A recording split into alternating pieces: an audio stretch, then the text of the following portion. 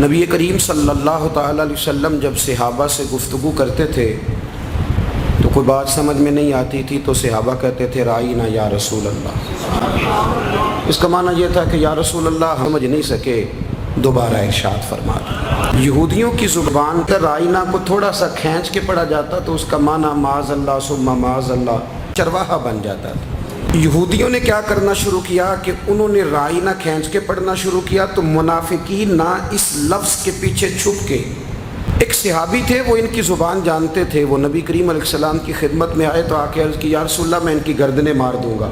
उस सहाबी ने तो अभी बात की थी, रब करीम ने कुरान मजीद नाजिल कर दिया, पर रब करीम ने फरमाया ए ईमान वालो, जिस लफ्ज़ के पीछे छुप के कोई मेरे नबी की बेअदबी करता है ना, तुम वो लफ्ज़ ही कहना छोड़ दो। तो या अल्लाह क्या कहें, फरमाया या रसूल अल्लाह एक नज़र करम फरमा दो।